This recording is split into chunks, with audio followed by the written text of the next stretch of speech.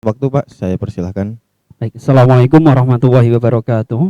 Terima kasih kepada Bapak Agus selaku host pada pagi hari ini, dan juga yang saya cintai kepada anak-anakku semuanya, teman-teman saya kelas 7 MTSNU TPS Kudus. Semoga kita semua diberikan kesehatan oleh Allah Subhanahu wa taala sehingga selalu bisa menjalankan aktivitas seperti biasanya, utamanya adalah kegiatan belajar di madrasah kita tercinta ini di MTSNU TPS Kudus.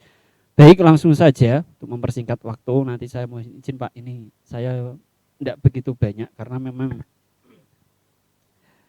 bukan hanya waktunya saja yang sudah habis, tetapi memang materinya yang sedikit juga karena ada udzur yang tidak bisa ditinggalkan.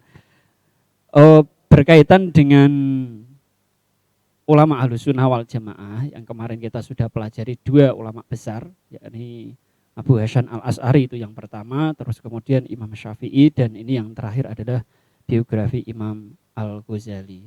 Kalau kita mengenal daripada beliau-beliau para ulama Ahlussunnah wal Jamaah, tiga yang tadi saya sebutkan itu beberapa, ya, itu beberapa, masih banyak lagi yang mestinya kita harus bisa mempelajari. Mempelajari bukan hanya tahu namanya saja, tetapi bagaimana kita bisa memahami, itu artinya maka perbanyak untuk membaca keterangan-keterangan beliau daripada sejarah imam-imam besar, yakni adalah Imam Ahlussunnah wal Jamaah itu sendiri.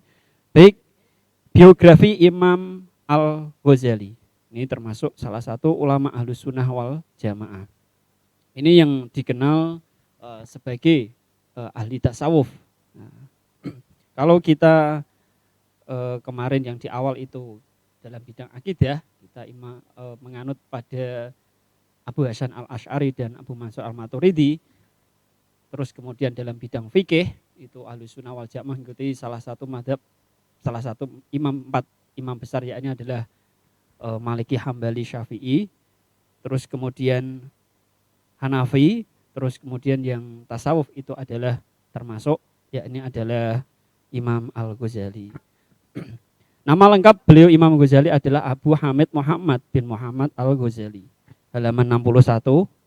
Sekali lagi tadi sudah disinggung Pak Agus. Tadi saya mengecek beberapa absensi dari teman-teman, ada yang tidak ada kelasnya.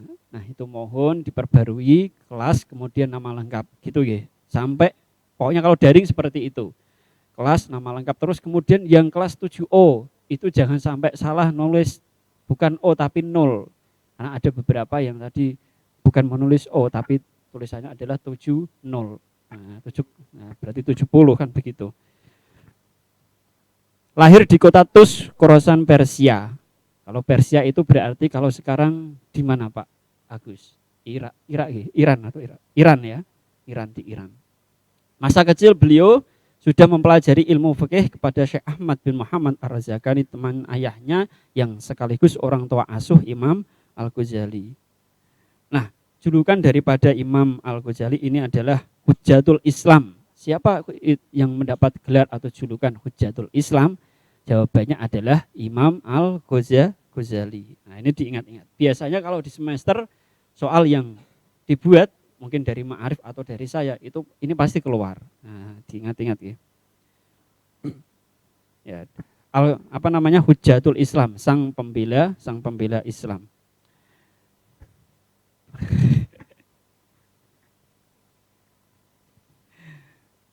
Sejak kecil beliau telah hidup sendiri karena orang tuanya telah meninggal dunia. Sebelum ayahnya meninggal, Imam Ghazali telah dititipkan kepada teman ayahnya yang seorang ahli tasawuf yang kemudian mendidiknya.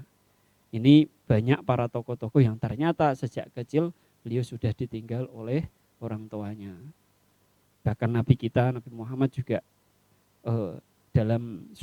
baru masih kecil juga sudah ditinggal oleh beliau ayahnya. Kemudian kemarin kita juga mempelajari Imam Syafi'i juga sama, terus ini Imam Ghazali juga sama.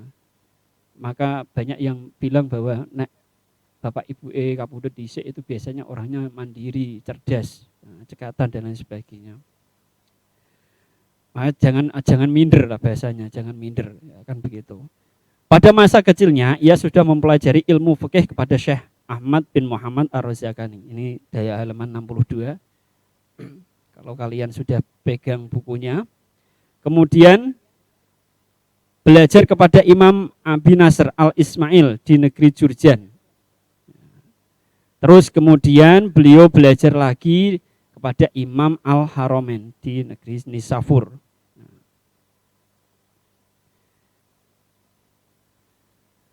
Nah, lanjut, ini saya langsung singkat saja.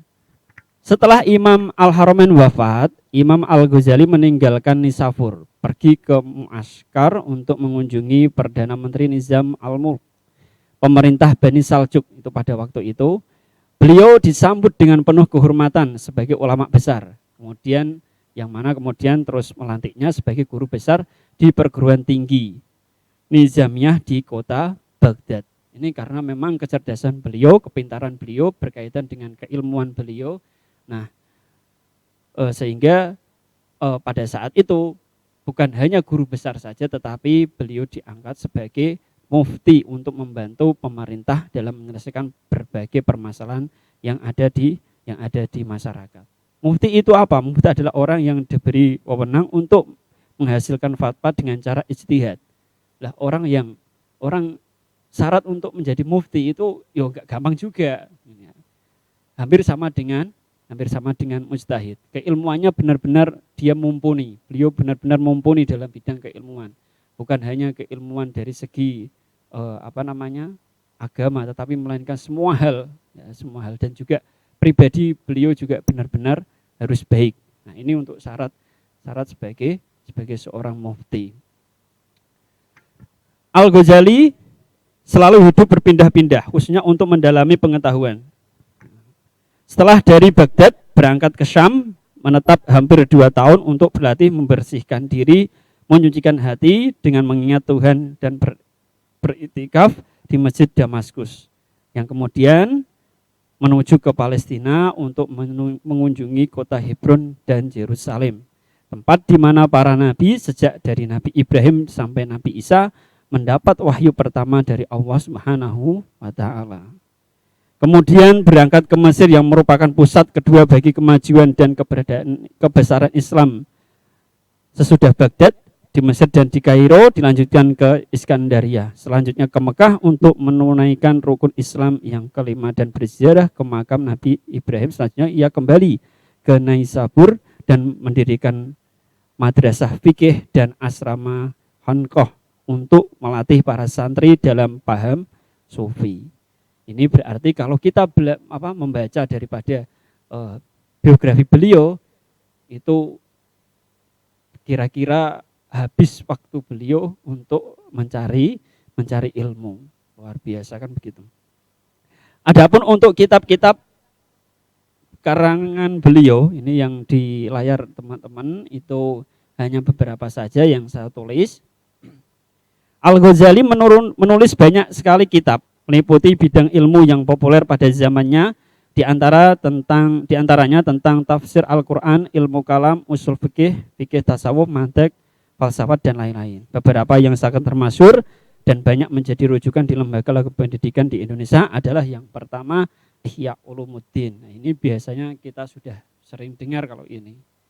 Kemudian itu untuk membahas fikih dan tasawuf, tahafut al-falasifah. Ya, ini pendapat para filsuf ditunjuk dari segi agama. Terus kemudian ada Bidayatul Hidayah, yakni menerangkan tentang adab dan tasawuf. Itu kalau kalian membaca di halaman 63 pada buku pegangan kalian, di situ sudah dituliskan semua, sudah disampaikan semua. Jadi yang ada di layar ini hanya beberapa ya. Imam Ghazali adalah ulama tasawuf. Ini termasuk bagian dari kesimpulan. Ulama tasawuf yang banyak diikuti oleh ulama-ulama Ahlus Sunnah wal Jamaah. Ini Imam Ghazali. Di samping Imam Junaid al-Baghdadi. Tak terkecuali ulama-ulama Nahdlatul Ulama, terutama di kalangan pesantren. Banyak kitab-kitab beliau yang diajarkan di pesantren. Salah satunya adalah kitab Ihya Ulumuddin. Kemudian Imam Ghazali wafat di Tus, kota kelahirannya, pada tahun 505 Hijriah, 1111 miladiah dalam usianya yang ke 55 tahun. Ini masih dianggap muda, Pak. Ini masih dianggap muda. Baik, itu secara singkat daripada biografi Imam Al-Ghazali. Jangan sampai hanya terpaut pada apa yang saya sampaikan, tetapi perbanyaklah teman-teman untuk membaca di berbagai literatur yang ada, mungkin bisa dari sejarah atau ensiklopedia Islam dan lain sebagainya. Karena di situ masih banyak keterangan-keterangan yang harusnya dapat kita serap di berbagai buku-buku lainnya. Terima kasih Pak Agus, saya tidak bisa lama-lama, mohon maaf. Dari saya sekian. Terima kasih untuk Bapak Jamiluddin atas materi yang